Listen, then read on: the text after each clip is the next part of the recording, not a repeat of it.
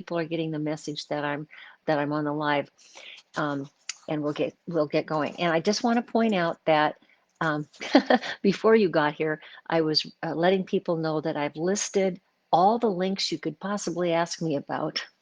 They're listed on the information section of this Facebook Live. So if you go back, if you've forgotten where to find my book or my course or whatever, hi Alicia. Um, I posted the links at the top of the page here on Facebook so that you can always go back and find them again. There's a lot of resources that I offer, and it's because I sort of have collected them over the years. Um, and like I said, I've got the new version of my first book, the anniversary edition of Going Over the Edge, should be coming out within a month. And I'm hoping. Um, it's you know how those things are. It kind of takes a little while to run through all the little details and clean up the messy edits.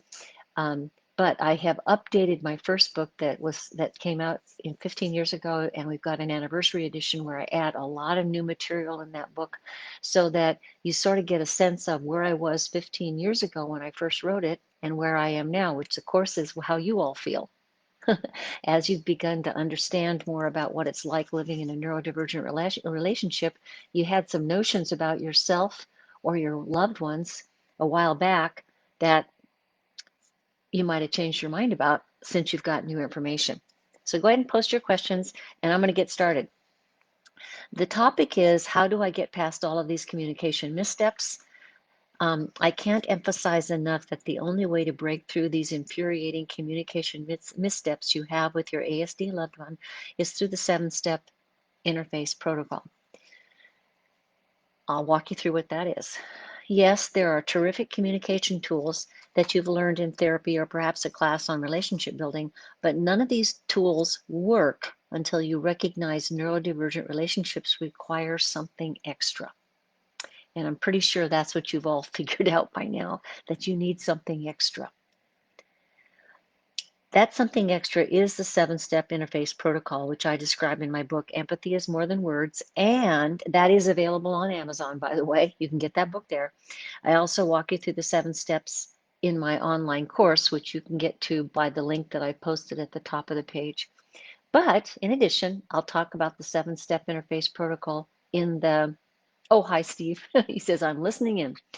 Um, the other place that I now talk about the 7-step interface protocol is back at the beginning with my first book, Going Over the Edge. When I rewrote it, I said, well, gee, this all makes a lot of sense. It still is true today as it was 15 years ago, but there's a whole bunch more. So you get a lot in that one book, but it's not available yet, but it will be. So I'm going to give you the cliff notes in this conference. So you might want to take notes or ask questions, because I really want you to understand what the 7-step interface protocol is. And in addition to that, I'm going to tell you that right now, what it is. But in addition, I'm going to go over the events that we're hosting this month, this coming month, so that you can either attend an event on Meetup or the Advanced Community Forum, or events that I might host through the course, the online course. And we have some special events that I think are really important for people to learn about, so that you can, jump right in and start really getting to the heart of what it is you need to learn. So I'm going to run through the 7-step protocol really fast. Well, not really fast. You can ask questions. But it's common sense, not so easy to implement. That's the whole thing. So the 7-step interface protocol is an attempt to bridge the worlds of the neurodiverse and the neurotypical.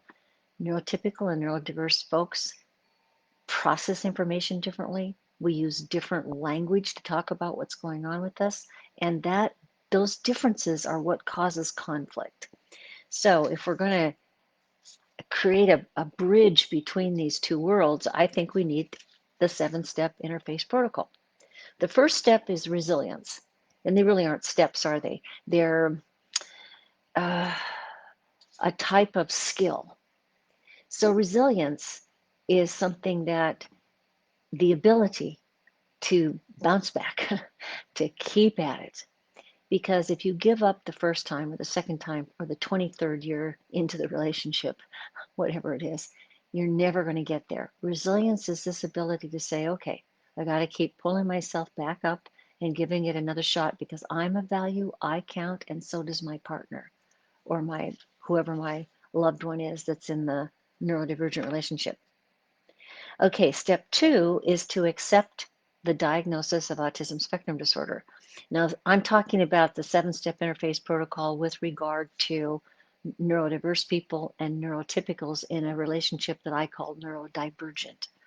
So if people are struggling with understanding the diagnosis or they don't want a diagnosis, it makes it hard to build an interface. You need to know what you're dealing with. So if you're dealing with somebody that's on the autism spectrum, it's important to understand that they process information a certain way, or it's important for the neurodiverse person to recognize that they process information differently than their neurotypical. And a lot of times people will say, well, why do I need a diagnosis for that? Because you got to look at it honestly. You got to dig in and deal with what's really going on. And you can't just say, well, there's a few little differences. There aren't a few little differences. It's major. These are major differences. That's why there's communication missteps and conflicts. Okay, the third step is to utilize the empathy triad. So this is kind of confusing to some people because neurotypicals use the empathy triad very smoothly. They have empathy, they read between the lines, they alter the conversation depending on the information they're getting from the other person. Their primary goal, the person that uses the empathy triad, the primary goal is connection, and it's to stay connected with the other person. So it's important to use the empathy triad. But what does the neurodiverse person do when they're not very good at empathy? They might be good at compassion, they might be good at analysis, cognitive analysis, but the empathy triad is the ability to be right there, right now, read between the lines, stay with that person, stay connected, find a way to reconnect. And people on the spectrum aren't terribly good at that.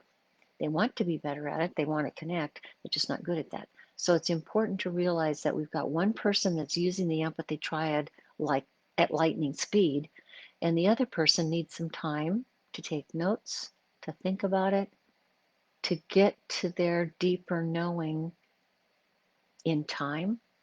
And if we don't allow this difference in speed by being empathic, by caring, then it doesn't work very well. And I can answer questions about that if you have that.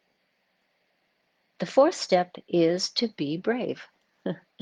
I don't think these relationships can possibly work if we don't have a lot of courage to just dive in and keep trying no matter how frustrated we get or how poorly the other person treats you. You have to be brave enough to say, nope, I'm not caving. I'm not going to go back. I'm not going to treat myself with disrespect, and I'm not going to be cruel to you. It doesn't mean you put up with abuse. It means you just have to be brave enough to say, stop, let's take a break. We'll try it later, which is step 5, take breaks.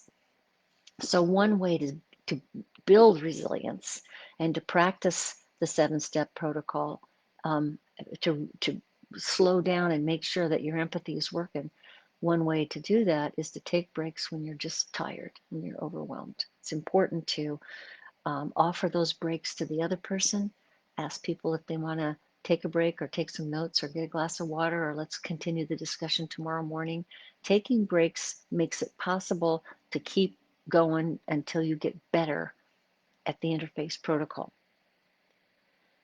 Step 6 is to use workarounds. So one of the problems for people on the spectrum, because they do have an empathy dysfunction, is if they take their time and they use take notes or they write an email of what they understand to their partner so that they can take time to put it into words. I call that a workaround.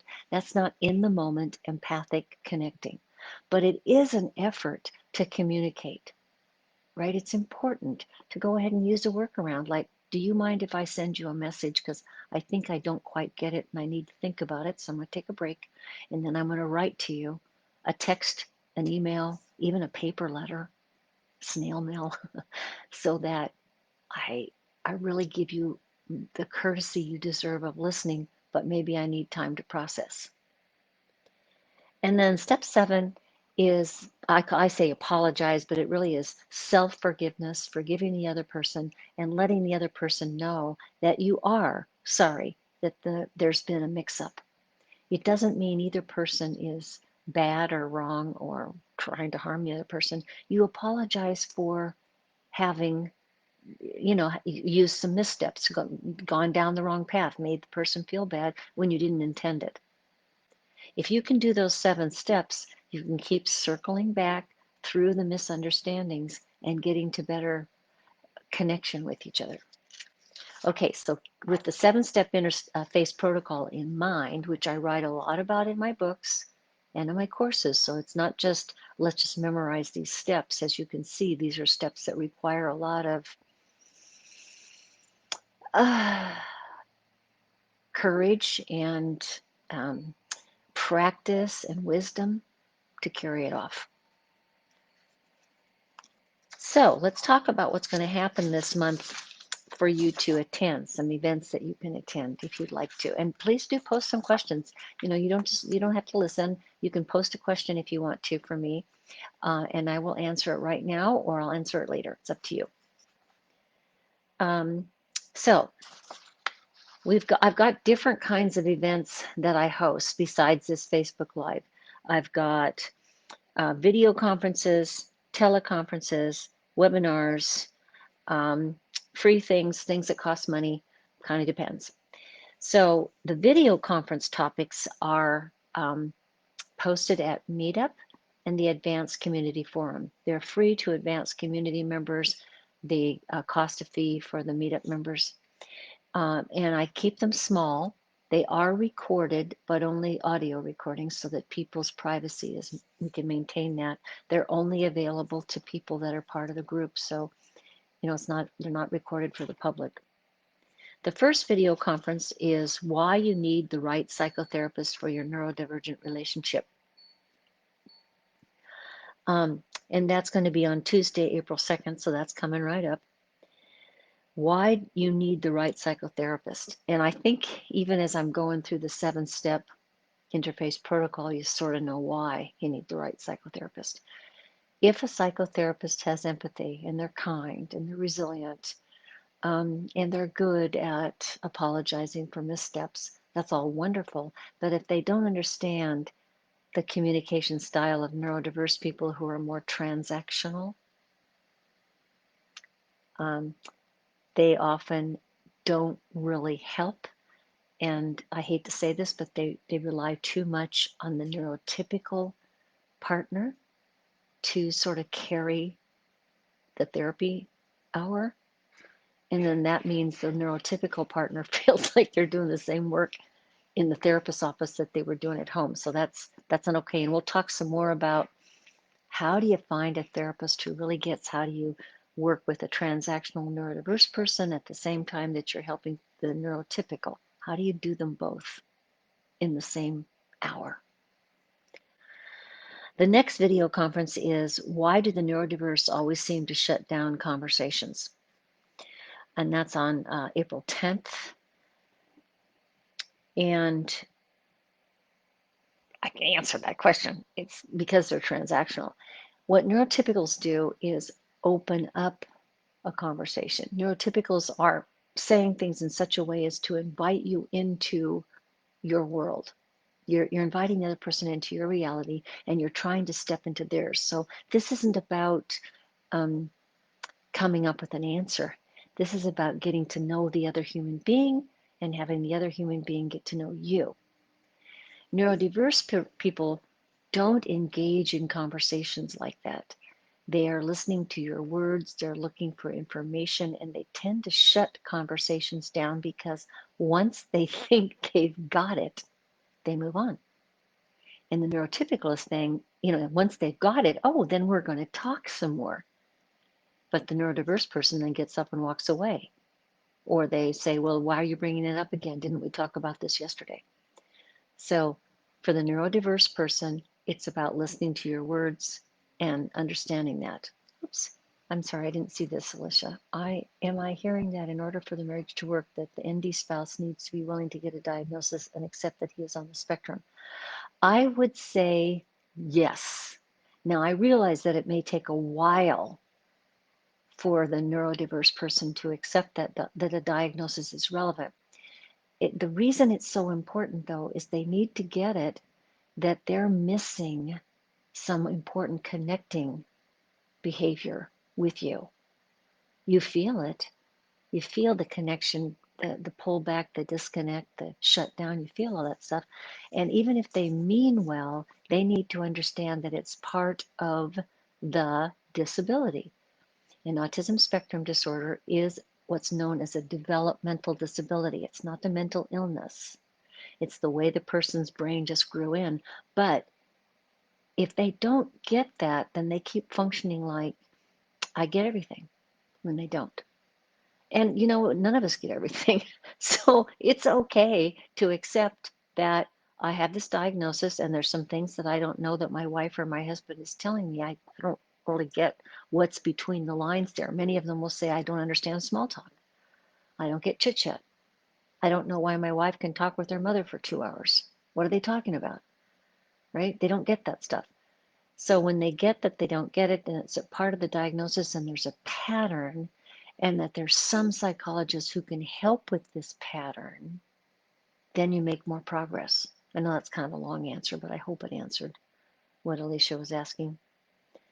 So why do they shut the conversation down? They don't mean to. They don't mean to. But what they're doing is looking for the answer to whatever you're posing, as opposed to listening to the speaker. Right? Neurotypicals listen to the speaker first, the topic second.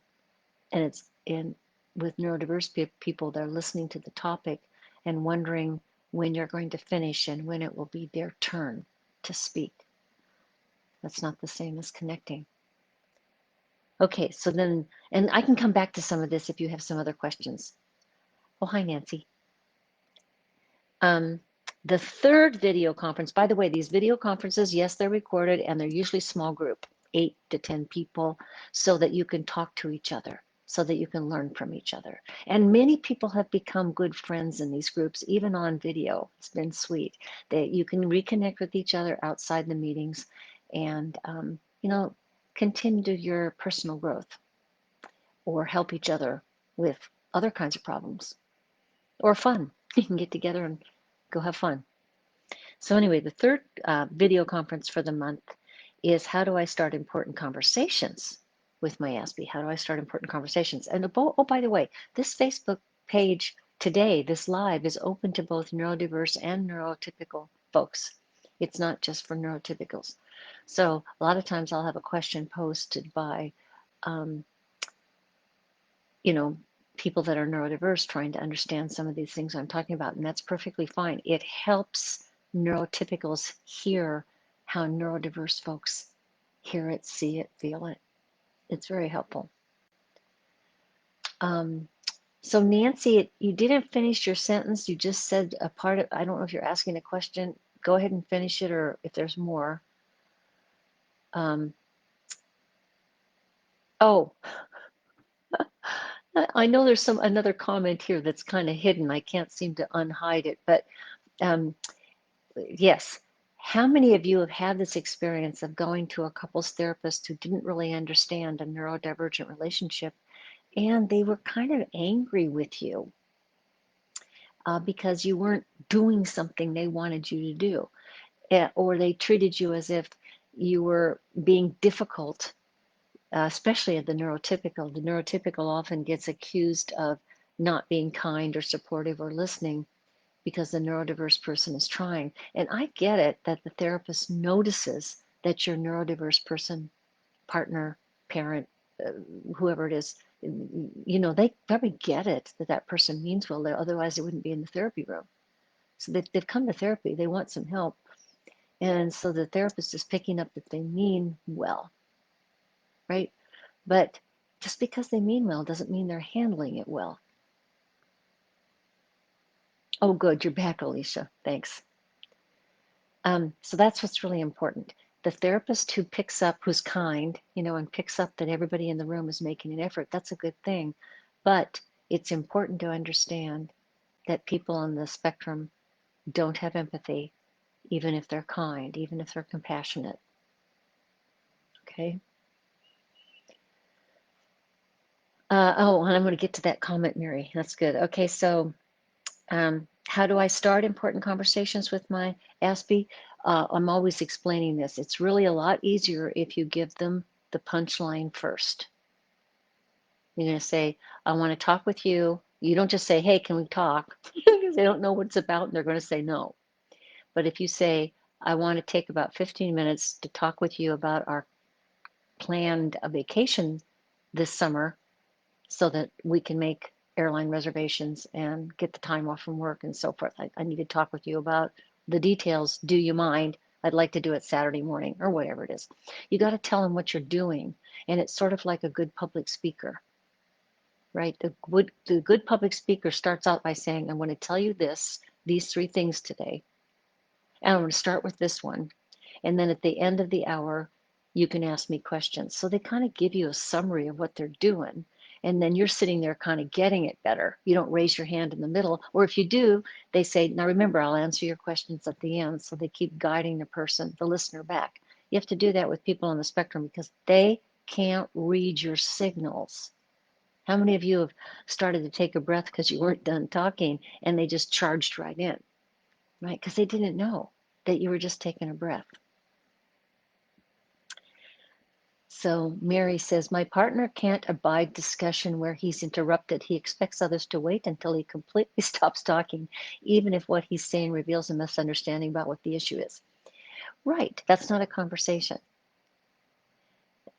Sadly, the people on the spectrum think a conversation is I state my opinion, you state yours, or I get to talk when you're no longer talking, regardless of whether it's connecting in any way. And they consider it interruption when we say, wait, just a minute, because as Mary was saying, even if she doesn't agree, she's supposed to listen to the end, even though she's going to have to say, well, thanks for sharing that, but it doesn't work for me. That's a terrible conversation. Neurotypicals don't do that. We do interrupt. We go, oh yeah, oh my gosh, my cousin does that. Oh, and we share our reality with the other person who's speaking. And we try to be quiet and be respectful if they need some more time to explain things. Or sometimes we might even say, wait, don't say anymore. I'm not quite done. I know it's going to, give me a second to finish this.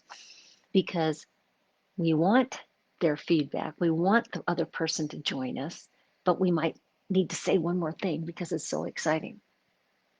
That's a conversation. It's connecting people. It's not giving information only, unless you're a college freshman and listening to the lecturer, right? You just sit there quietly and wait till they finish.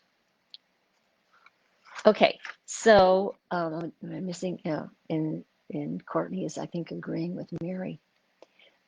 Okay, the next event of the month is April 17th, and it's the webinar Let's Get Past Communication 101, where I go into much more depth on the 7-step interface protocol. This webinar, however, is only for those who are registered and taking the online course, Asperger's Syndrome and Relationships. So if you're taking that course once a month, you get to attend a free webinar with other course participants. And what's pretty cool about that is it's a webinar for both neurotypicals and neurodiverse. Sometimes people come as partners. They're there with their sweethearts. Sometimes they come solo, a neurodiverse or solo or a neurotypical solo. It doesn't really matter. But we learn from each other as we're crossing, as we're using the interface protocol to understand the other person's experience. Oh, yeah, Mary says, I've been trying to let go of the idea of efficiency when it's time to make decisions. Yeah, you know, yeah, you might, the neurotypical is much better able to step in and out of a conversation and get transactional. Neurotypicals can be more interactional and transactional. when it's time to make the decision and you've discussed it enough and you say, well, let's just pick a date and make it happen. You can, neurotypicals can do that. The neurodiverse do have a harder time. So sometimes they have to go through their list of things that they think are important, even if they're not. They have to analyze cognitively. They're not always listening to a good idea that you have if they haven't thought of it themselves. It just takes longer. And I'll get to you in a minute, Alicia. Let me just go on to the next event. So I just want to remind you, if you want to attend this webinar, it's great, but you got to sign up for the course, which I think is great. You get lots of videos on that course, and you can watch the videos with your partner, talk about it, take the quizzes, make notes, come to the webinar, talk about what you're learning, go into the forum, because you're also part of the forum for the course, and talk to other couples and people that are taking the course and learning about it. Plus, there is a course also now for the mental health professional to help them learn more about how to interact with these very unusual relationships. Okay, then we've got the next thing to come up is the teleconference. How do I get past all of those communication missteps, which is basically the summary for the month. And the teleconference is free for both people in Meetup and the Advanced Community Forum, but it's just neurotypicals. I don't have a free teleconference for a mixed group, but we'll talk about some of the things that I'm talking about in this Facebook Live, but I open it up for Q&A, live Q&A, so you can get in the queue and I can talk to you and ask you, or ask you what you want to know, or you can ask me something, or maybe you've got a tip to give the group. And the webinar, the teleconferences, 7,500 people attend those. The video conferences are limited, like I said, to 8 to 10 people, so you can really get into a discussion with each other. Another thing that we offer every single month is the free Ask an Ambassador Your Questions or Orientation Zoom call that Julie, our ambassador, offers. Once a month, you can sign up if you're in Meetup or the Advanced Community Forum. You can sign up for the free call just to sort of learn about what's the next thing that's coming up. What books are recommended? How do you navigate all the resources? Like I said, there's the free mini course. That's a video. I put a string of videos together to tell you all the resources that are available. But you can go right to the source with Julie, who's got years and years of experience of helping people figure out what to do, how to go, what's the next thing to study, learn about, and be with. And let's see here. I want to make sure I've got the right topic.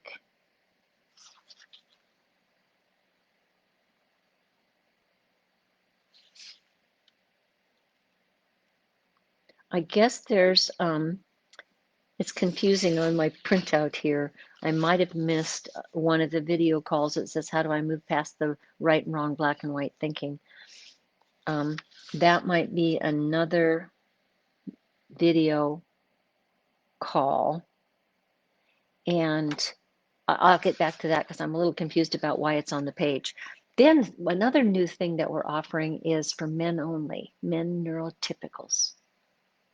So I keep getting asked from men if they could have a little small group where they talk to each other.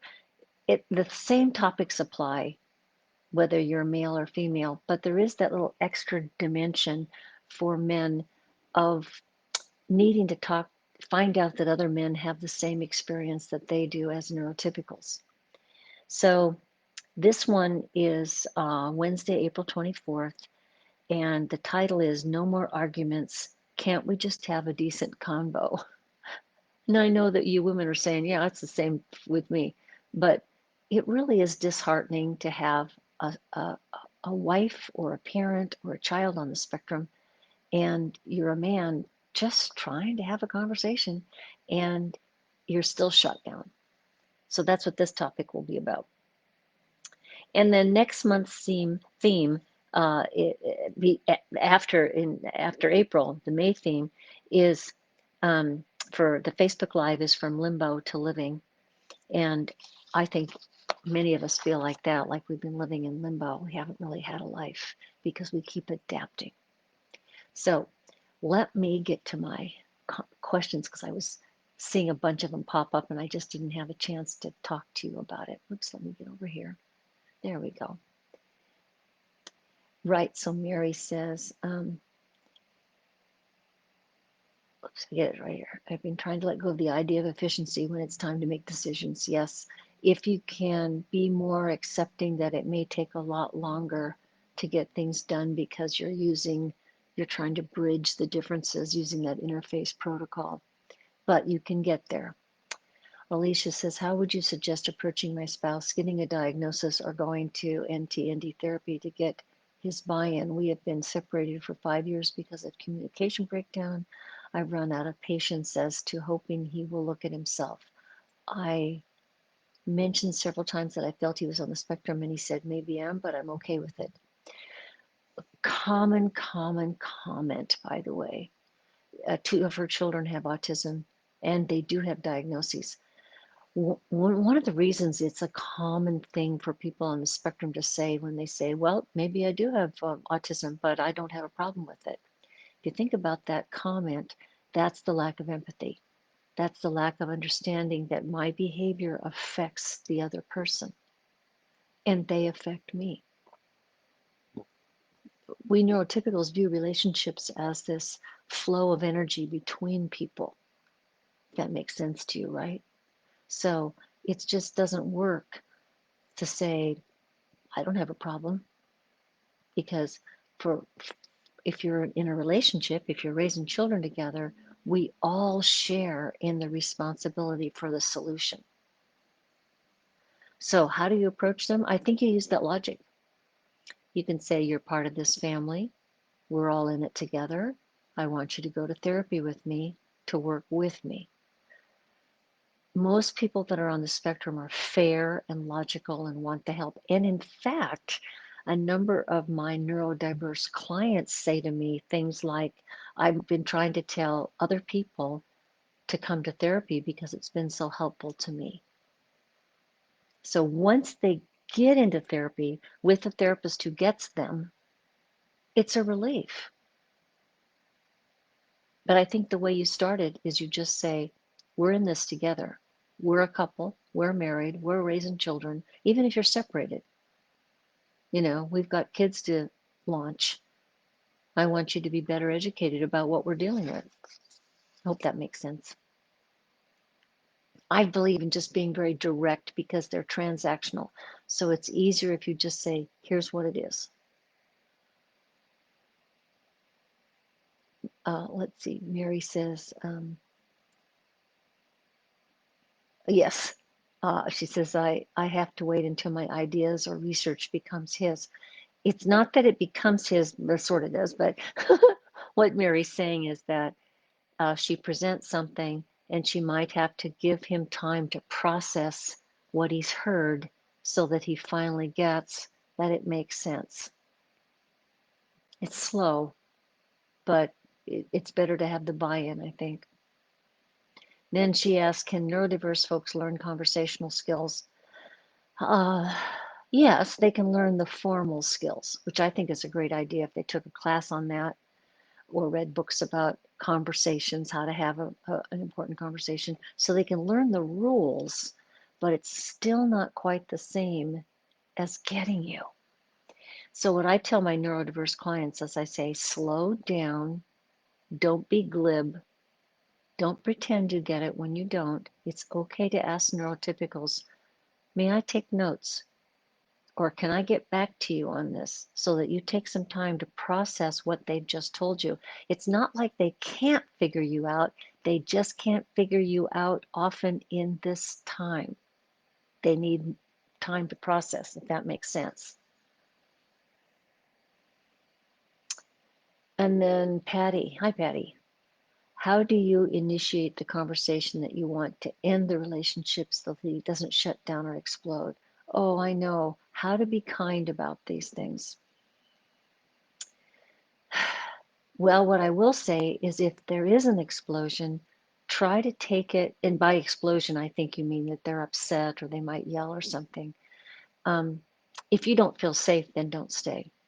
But if it's just that they're angry or hurt or whatever, crying, something, it's okay to say, you think about this, give this some time. I'm willing to talk about it some more so that they know that they have time to process. But if you keep trying to talk when they're upset, this is true for any human being. If our anxiety gets too high, we can't think straight. Our brains kind of turn off. So, does that make sense? You want to make sure that you give them time to process, even if they have a meltdown.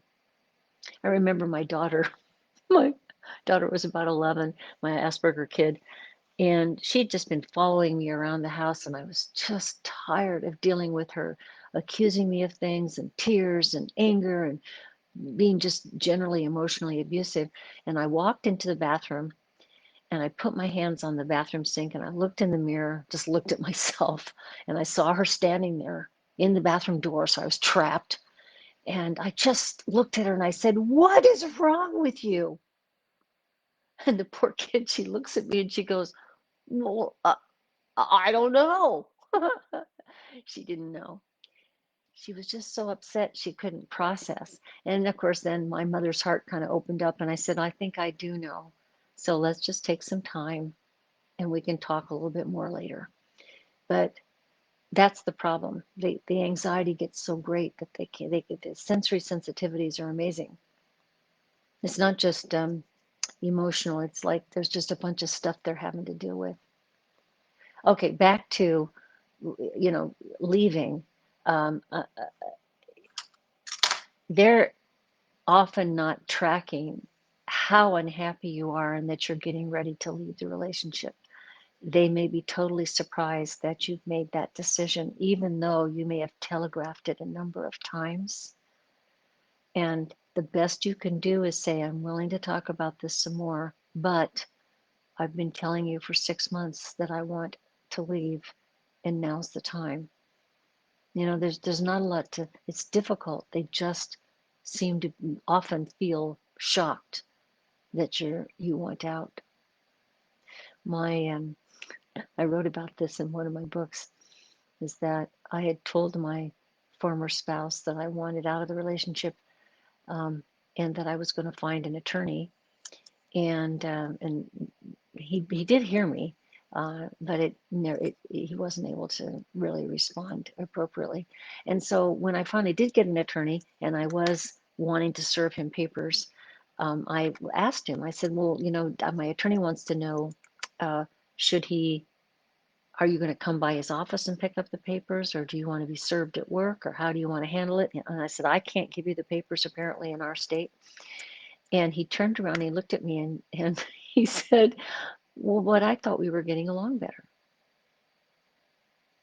And I looked at him, and this is where I was, Patty. I was just calm. I just looked at him and I said, "Oh, I get it. I know why you thought we were getting along better, because 2 or 3 months ago when I told you I wanted a divorce, I just stopped talking with you." Which is what I did. I thought there's no point anymore. And he sat there very quiet. He closed his eyes. He thought about it. He didn't explode.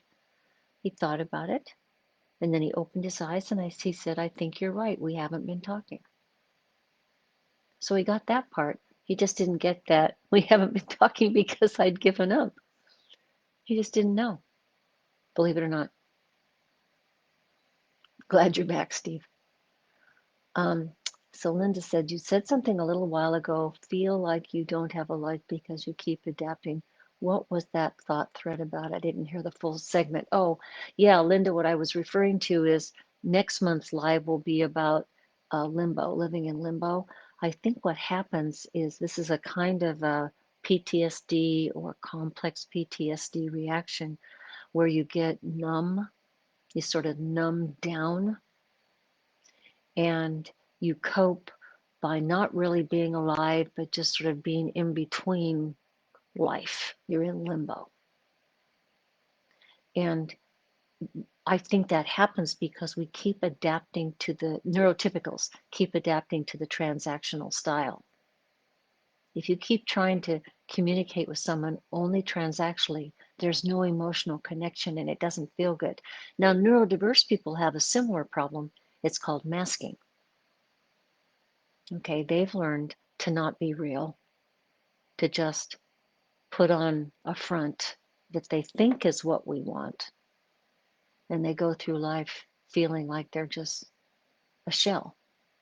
But neurotypicals also start shutting down because you're not getting that reciprocal connecting interaction. And I call that sort of living in limbo.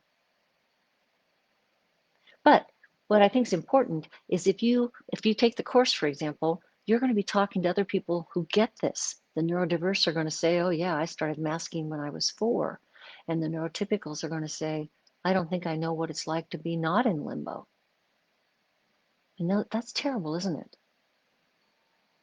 So I hope you're able to participate. Yeah, Linda says, I can't miss that one. I said to my therapist that if I compromised anymore, I wouldn't be me anymore. Exactly. That's the problem. We keep uh, giving in, adapting, accepting that there's no connection. It's just not okay. It's not healthy. It's stressful. Oh, yeah. Nancy says, my husband thought everyone was masking. Right. For the neurodiverse person, they assume that all of our behaviors are just learned behaviors as opposed to coming from our inner knowing and our connecting. Does that make sense? They don't know that. They don't know that we start with where we are and share it. They think we've just memorized a bunch of behaviors because that's what they've had to do. Or, well, they thought they had to do it. I think we're starting with children sooner now where we're helping them, you know how to be real as opposed to mask. Good question. Louise says, how do you ever connect with your partner emotionally? That's the topic of one of my, well, more than one of my conferences about what is love. How do you love somebody that it's hard for you to talk with? When you invite them in to get to know you through a conversation and they don't know how to do that, right? That's how we connect. That's how neurotypicals connect. Neurodiverse people have to work around that behavior. And I think they can. They just are slower.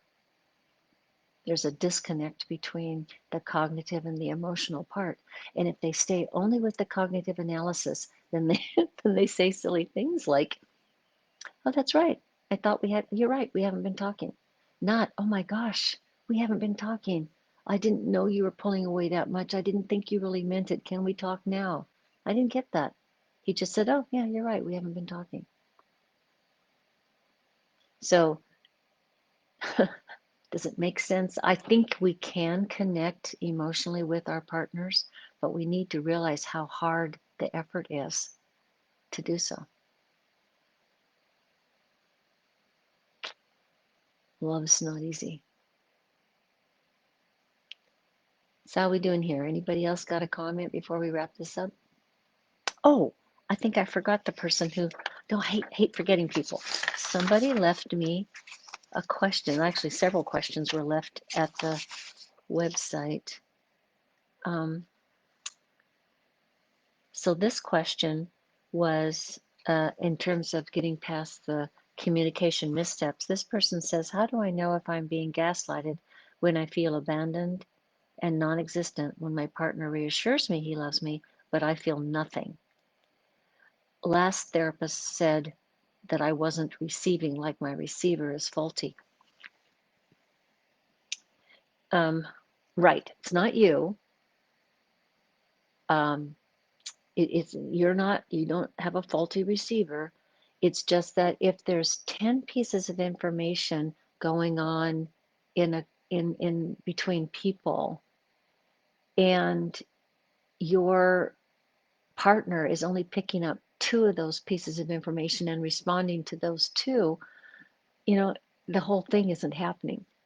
It's a complex interaction, isn't it?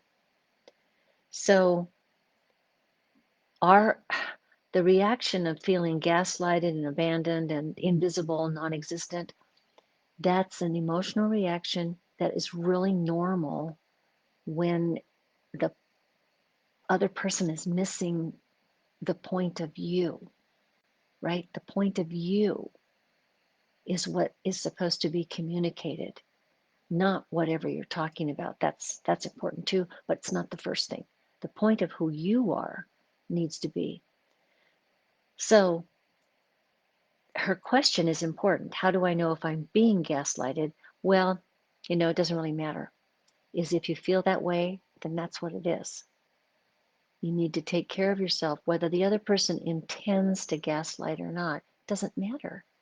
If they're missing the you in the interaction, that's not healthy for you, right? You need to take some action to step away from that kind of encounter or to stop the other person and say, hey, it's not good enough.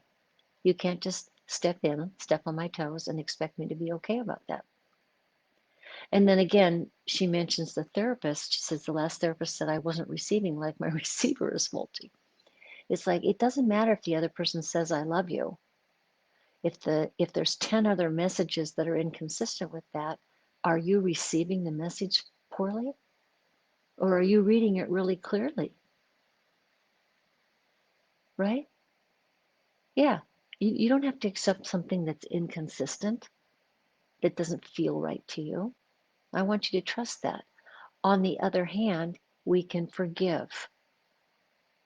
If the other person is really working on it in therapy, if they're willing to get a diagnosis, if they're working on those 7 steps, resilience, being brave, all the steps, they're working it and they're still doing some gaslighting conduct, we can forgive them even if we say, no, that's not acceptable.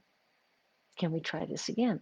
Let's go back to therapy. Let's get a new therapist, whatever it is. Hope that makes sense. Oh, and thank you. Louise is my assistant today. Faustina asked if there's a way to watch a recording of the Facebook Live, and yes, it's going to be it's on Facebook at the end of when I shut it down today, and it will also be on YouTube. And you can go to YouTube. It's kind of easy. You just go to my YouTube, Kathy Marshak, Ph.D. You go to my YouTube, and you'll be able to see all the old past Facebook Lives.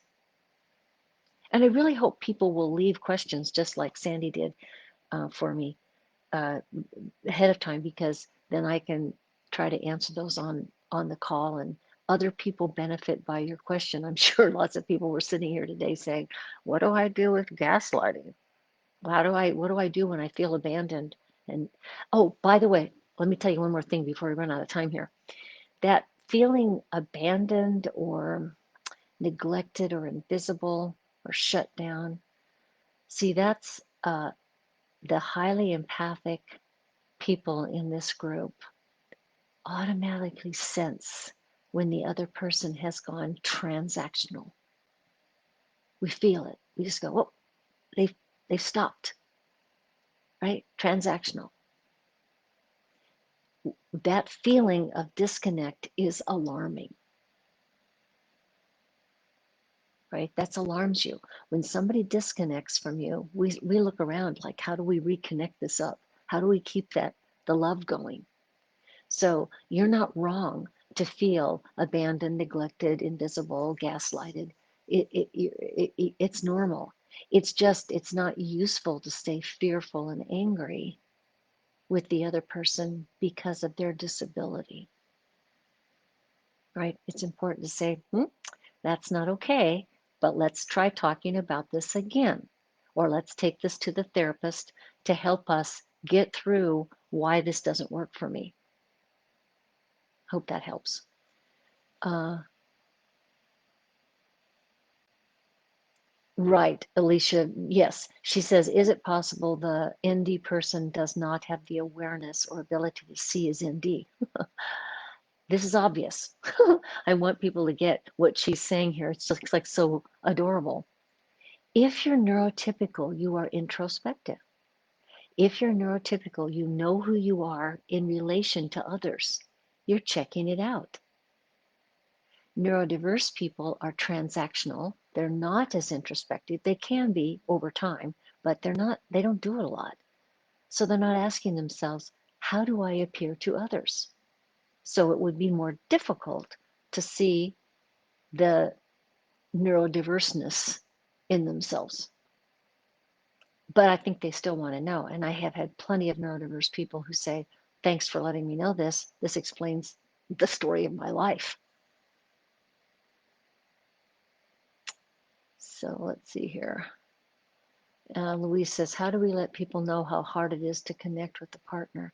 Boy, I wish I had an easy answer for that one, Louise. I mean, most of you know that it's like next to impossible to explain to other people what it is you live with because they don't live with it. They will just say, well, aren't all men like that? Or my wife does that too. She chats all the time, whatever. They don't get the heartbreak of trying to figure this stuff out. So I don't know. I usually just, sometimes I'm in a flippant mood. Sometimes I do try to walk people through the heartbreak. A lot of times I'll say, but I can say this because I'm Dr. Marshak. I'll say, well, if you really want to know about this, if they ask me a lightweight question, I'll say, if you really want to know, I have 5 books on Amazon that you can buy and start learning. Don't you want to buy a stack of books and autograph them and give them out to your friends? Sometimes you want to do that. Yeah, that's a good point too. Louise says, I say behind closed doors he is different. Often they do a good job of masking out there in the world with other people, and they're charming and smart, and people like them. They're good people. It makes sense. They just don't have to deal with all of the ins and outs of a more in-depth relationship. Okay, so if people are watching this recording later and want to post a question or two, that's just fine. You can do that on YouTube as well. Or you can go to my website to the link there for Dr. Kathy's office hours and leave me a question.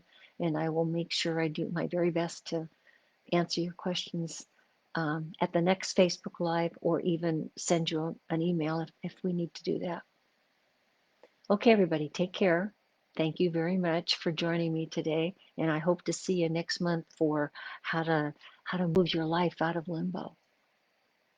Bye-bye.